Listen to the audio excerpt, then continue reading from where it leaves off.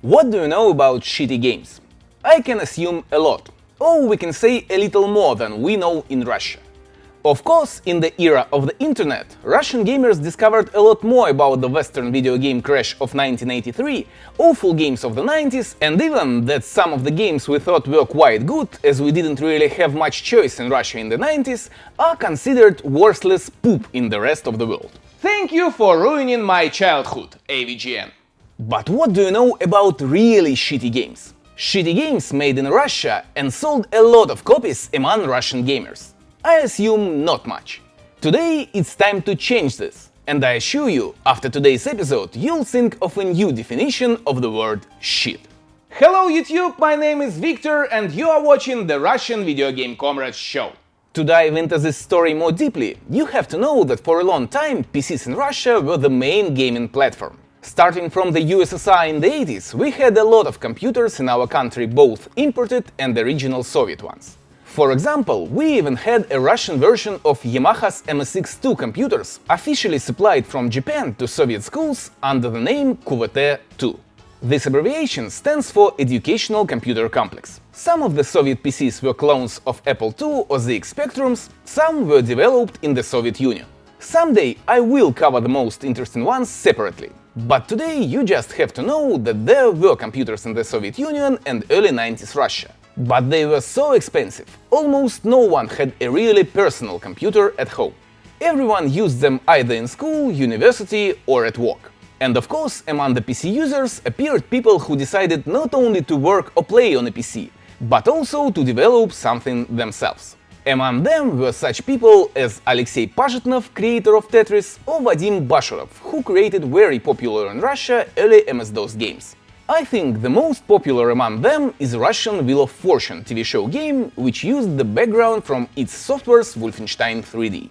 And these are only several early examples. Russian game dev rose fast and became quite huge in the early 2000s. In the end of the 90s, the economic situation in Russia became more stable, and people started to earn money not only enough for buying good food, but even enough to save some and buy stuff for entertainment. And when there was a choice between buying a computer or video game console, most of them opted for a PC, because A. Computer could be used not only for games but for educational or work purposes too, and B. Lots of them already used computers before, and this choice seemed more legit. Plus piracy, of course. Availability of bootleg software on Russian market was so vast, so some people can't understand why they have to pay full price for their software and games up to this day. This made PCs the most popular gaming platform in Russia, and pirated floppies and later CDs bestsellers in the high-tech segment. And as I've already told in the RVGC Russian point-and-click games episode, there were some licensed games stored in Russian PC big cities, but most of the CDs were bootleg here. And you could find them literally everywhere. I grew up in St. Petersburg, and believe it or not, every third grocery store had a section with bootleg CDs in it. And it's not a figure of a speech. These were everywhere. First Russian video game studios translated and distributed Western games illegally. And even the first games developed in Russia were distributed only in bootleg ways. Vadim Bashirov, author of the Russian PC Wheel of Fortune game, tells that there was no other option then, and even if you wanted to earn some money on your games, you just couldn't. So first video games developers from Russia made games only because they liked to do it.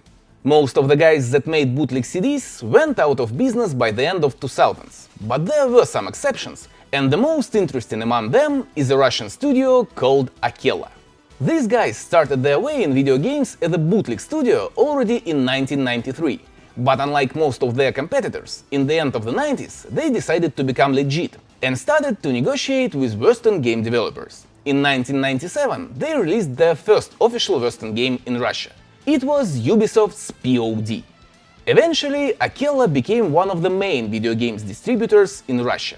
They went bankrupt in 2012, but before that they released a lot of video games in Russia, and some of their releases are quite valuable now among the collectors all over the world. As for example, Russia had PC versions of Capcom's Resident Evil and Dino Crisis games with exclusive variant covers you can't find anywhere else. They even released Russian versions of the first two Sakura Wars games, never released anywhere outside Japan. And Russia. I have a separate episode about these games. The link is now on the screen and also is in the description. Unfortunately, it didn't even get 1,000 views, and it's not just a story about some Japanese game you may not know. It's really an interesting region-locked story. Please check it out if you missed it. And in the meantime, they also released Russian games. Russian game dev had ups, great successes, downs most often, and terrible screw-ups. Some of the Russian PC games, like St1ka, not only had gamers' approval worldwide, but even sequels developed to become part of the famous franchises. During the development of St1ka 2, Disney contacted Akela and bought the game. On release, it became Pirates of the Caribbean. By the way, it was the first Russian game released on an original Xbox. But St1ka, King's Bounty, Hard Truck, Heroes of Might and Magic 5, Sudden Strike, Etherlords, Silent Storm, Space Rangers and Rage of Mages. Wow, there were really a lot of good games. I thought there were less. And I didn't even count all of the good games, just a dozen that first came to my mind. Anyway, even a dozen of good games made in 10 years from 2000 to 2010 can't compete with more than 100 shitty games made in the same time. There were games so bad that I'm sure if you'll see them, you won't believe this actually had a retail release. Wanna bet on it? Check this out. This one is called Boxer's Revenge Moscow Criminals. It was released in 2007. 2007! The year Crysis, Gears of War, The Witcher and Bioshock were released. It was developed by the company with the most weird name I ever heard, Alligator Friends Software. And this is fighting game. I'm really embarrassed to put it in one bin with Mortal Kombat and Tekken, but I have no choice here. Virtua Fighter released in 2006. Boxer's Revenge is in the house. Game where you can't even select your fighter. It's a Boxer's Revenge after all. And you have to use 2 buttons to kick asses of a mob, a policeman, a driver, a biker, a hooker, a bus inspector. No, unfortunately, it's not a joke. And one more gangster. You can see yourself how the game looks and can imagine how it plays. Modern low-budget mobile phone games play better. And this was sold on a retail CD and people bought it.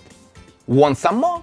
Okay, let's go back a year and take a look at the 2006 game Moscow Cops Chaos. What a year it was!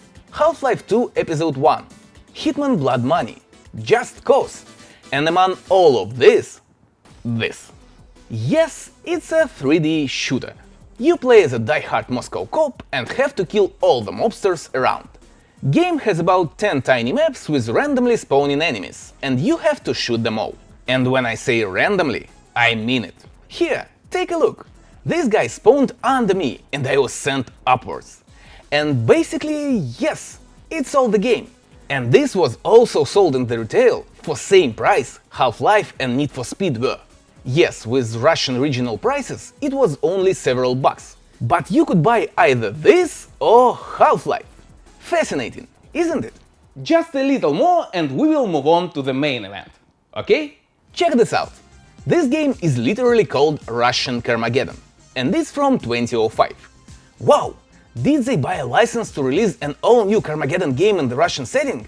Or at least is this some fan mode set in Russia and made so well that some company decided to sell it on the CD? Ha! You wish, Victor, you wish. Yeah. Wait, who said that? What do you have to do in Carmageddon? Drive over zombies, collect power-ups, upgrade your car and crash enemies' cars, right? Well, wrong. If we speak about Russian Carmageddon.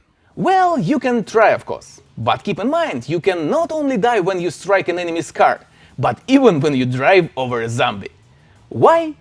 Please don't ask me. Not only I don't know, I really don't want to know it. Just drive the track, don't collect power downs.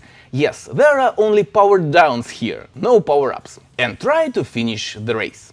This game is so good, I didn't even finish stage 1 of it.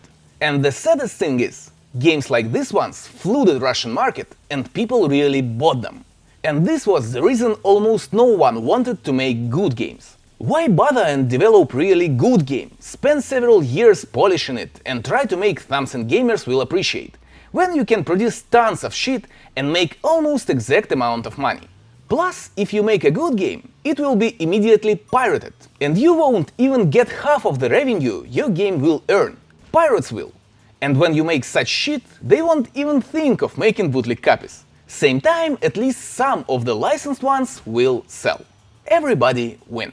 Everybody except gamers, of course. But who cares about those nerds? You can consider most of Russian PC releases in the early 2000s Russian LGN, or Russian games made for Atari 2600 in the 80s. There was so much shit among Russian games that I'm sure if they made this several years more, we would have a PC video game market crash in Russia like Americans had with video game consoles in 1983. But the economical crisis of 2008 stopped these health machines. Most of the studios went bankrupt and had to cancel not only all the shitty, but even most of the promising video game projects and concentrate only on distributing really good Western games people would buy. But before that, there was at least one very interesting and outstanding story about a game almost every PC gamer in Russia wanted so much that on its release it recouped development costs in just several days. And development of the Russian Need for Speed killer Lada Racing Club cost $500,000. But before we'll talk about one of the most infamous Russian PC games, I want to ask one of my fellow YouTubers to tell a little about how it was in his country with PC games development.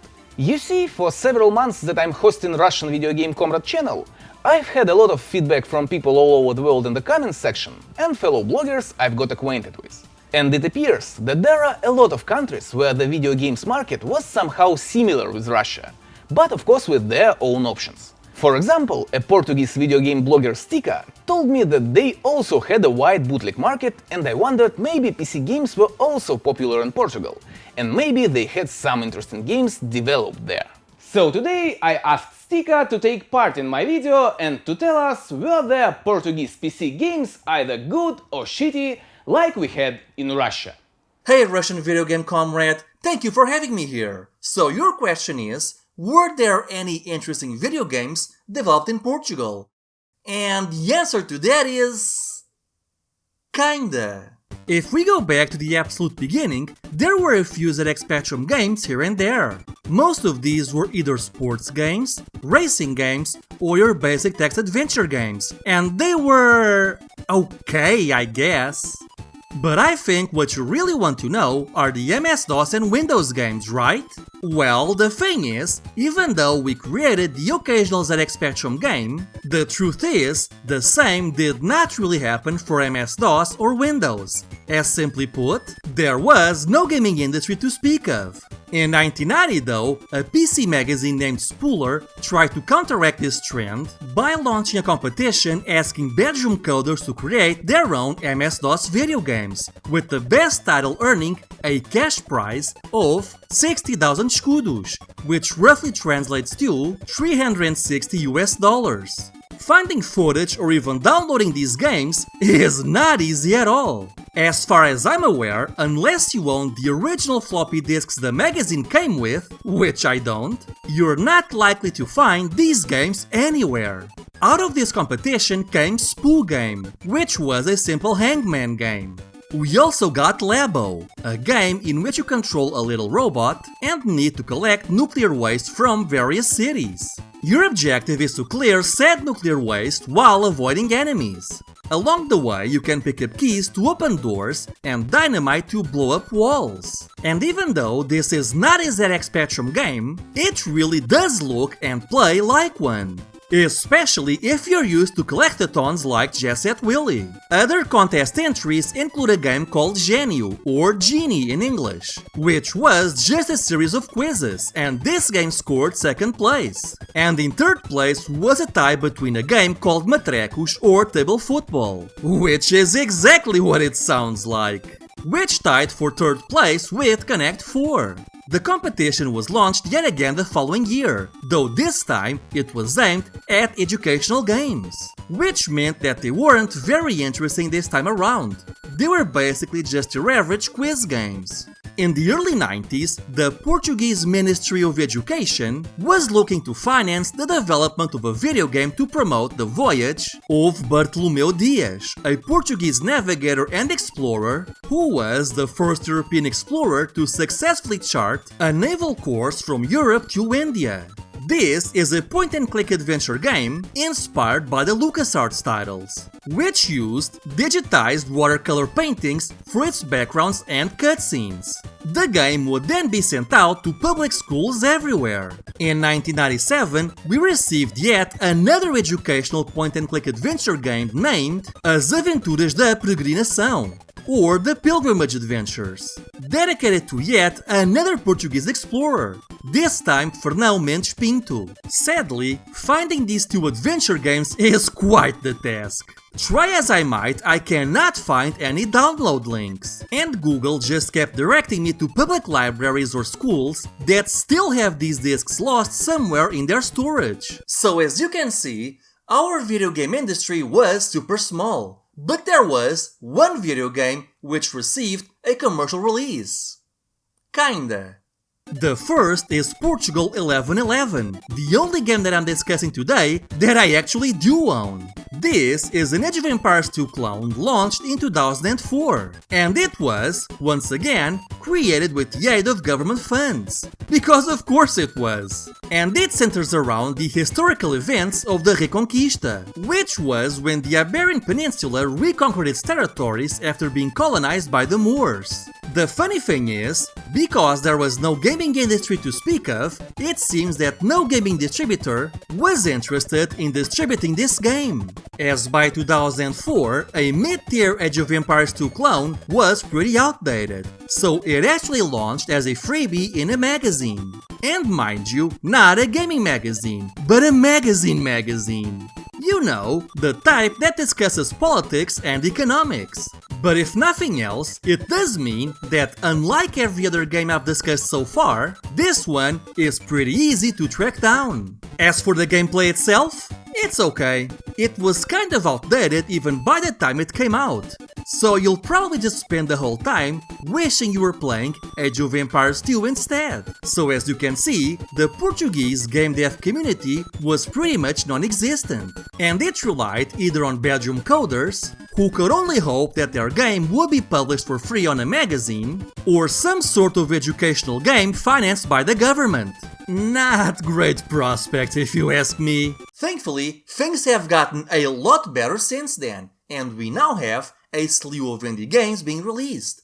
But that's not really retro. So, back to you, my dude. Thank you, man. This was really interesting. Please check out St1ka's channel, the link is in the description if you want more.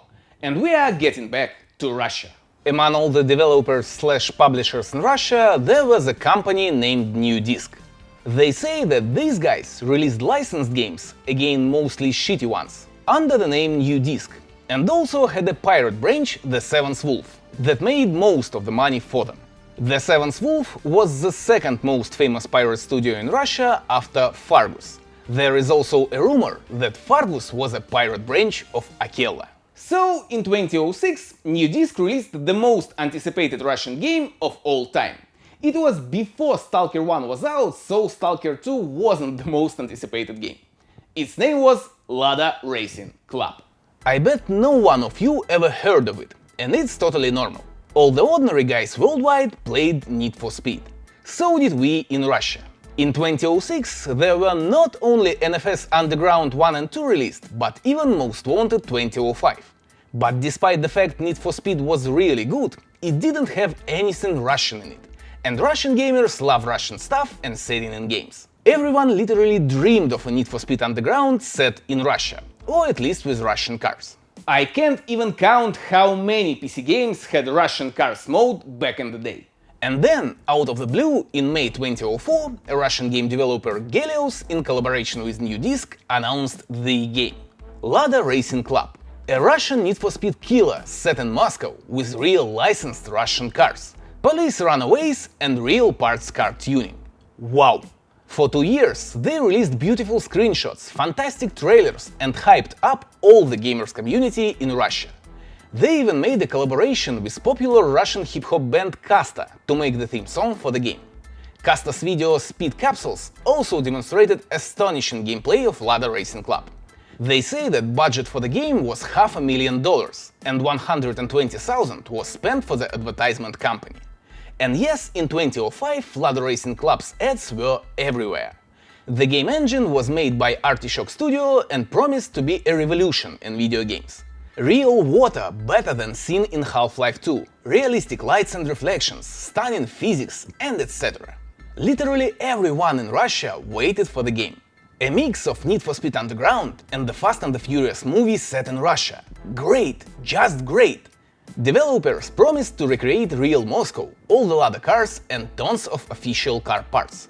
One of the promotion lines was: in Lada Racing Club you can create a racing version of a Lada, and then go to a real parts shop and buy everything from the game to install on your real car. And Russian tuning was a meme already back then. The hype was so big, so even when in December 2005 developers announced that the game will be delayed for half a year, no one blamed them. Everyone just waited for the brilliant Russian Need for Speed killer. On March the 15th, 2006, people got in the lines since the early morning. Lada Racing Club was finally out. Yay! And when gamers got home, they saw this.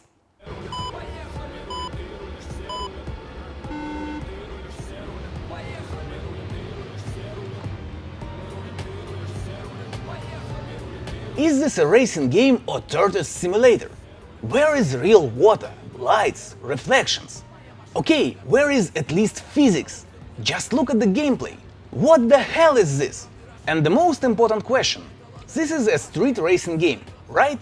Abandoned graphics, physics, soulful music. It's important to mention, I have nothing against hip-hop music, and even like some Russian hip-hop musicians. But the tracks in the game are shit, except Kasta, and they are made by no-names. And tell me, what's the main difference between Need for Speed Underground 1, the game they clearly referenced to, and its killer Lada Racing Club? Right, time of the day. Did you hear about any street racing hosted in the middle of the day through all the big city traffic? I didn't. Yes, you have only day races here and only a tiny part of Moscow for all the 52 races in the game. You can complete all the game in just 3 hours. But most likely you'll drop it in half an hour because you'll be so bored. You'd better never play video games again than continue playing this game. There are 3 types of races here. Ordinary circuit racing, checkpoint run, and my personal favorite, Lada drag racing. I really want you to have a taste of this brilliant mode, and now I'll show you one entire race with no comments. Ready?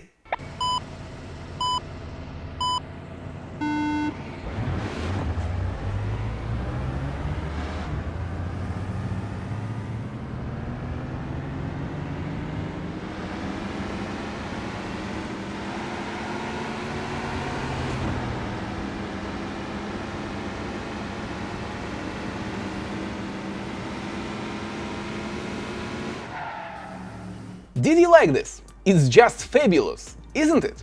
Need for Speed is really not even close to this. Do you remember how bad and boring drag racing in NFS Underground was? This binned to 4 tracks controls, this awful taste of a real challenge. Who need this shit when you can play drag racing in the Lada Racing Club? And did you notice how wonderful AI in the game is? And it wasn't a bug or one-time event. All the drivers here drive this way all the time. I know that Russian car crash videos are very popular in the West, but I assure you, most of the drivers in Moscow drive safely. Especially if they aren't driving BMWs. And when you play Lada Racing Club, you can think that people in Russia live in a post-apocalyptic Mad Max-style world. The most fun thing is not only racers drive like this. All the NPC cars do this all the time too. But fortunately, there is an option in Lada Racing Club to avoid car accidents. If you press the rear view button for just 1 second, most of the traffic cars in front of you will just disappear. If this isn't a revolution in video games, I really don't know what is. Brilliant Gelios, just brilliant. Also, guys from Gelios decided that a street racing game must have cops in it. Hello NFS Hot Pursuit. And policemen here are just beasts. They will chase you till you're dead, no matter what. They will cause car crashes, hit pedestrians, ram all the cars they see. Any means to an end. And the most great thing, if you won't watch their car, they can even teleport to you again and again. Even if they will drive to a wall, just several seconds later they still be on your tail. So you should watch them with a rear view until you get far enough from them, till they disappear. And don't worry, as you remember, you can easily drive with rear view on, as NPC's cars won't just appear in front of you. Ah, and did I mention that all the cars in the game are literally the same, and there is almost no difference which one will you drive. Yes, they recreated all the Lada's cars in the game, but even when you buy the best sports car, rivals on the ordinary cars still drive faster than you. Magnificent. And almost all the tuning is also useless. Your car begins to move a little faster when you change the engine, but all the other stuff is just useless. Yes, it's quite fun to install some Russian tuning to your car, but this fun ends in a minute. You cycle through several upgrades once, and all the fun is over. I don't want to comment on the visuals of the game. I think you already saw enough yourselves. And this is the game with $500,000 budget. But before you make a decision this game is awful, take a note. It even has drivers in the cars. Yes, they look all the same, even policemen. But developers worked so hard on the game, they even made drivers models. In 2006, it's a killer feature. You didn't have them in the NFS Underground. I bet you wonder what the hell happened. There is an official version of the story.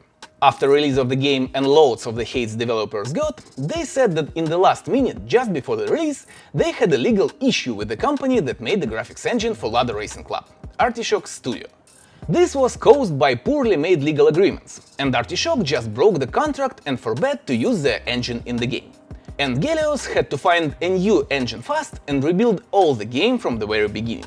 The final version of Lada Racing Club was powered by another engine made by Gaijin Entertainment and was rebuilt in only 3 months. I personally think this is bullshit. Remember I told you that Lada Racing Club had a huge advertisement company. As a part of it, developers attended Russian Game Developers Expo CRI in 2005, and there is a video from this event. It was held in April 2005, more than a year before Lada Racing Club release, and game footage shown there isn't even near all the pre-rendered videos used in the ads. It looks exactly as in the final game, just a little more shitty as it's a beta.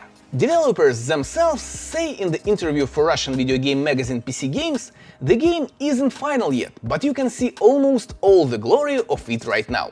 We just have to polish it a little more, add some special effects and remove bugs. Great work, guys. Great work. Gamers bought a lot of copies of a 4CD game in the first several days. And I want to remind you that in Russia, price of the game depended on the quantity of the CDs in the game. Sometime later, it was discovered that CDs 3 and 4 contained a 1.5 GB Windows swap file game code never referred to. It was a tricky move to sell the game twice as expensive.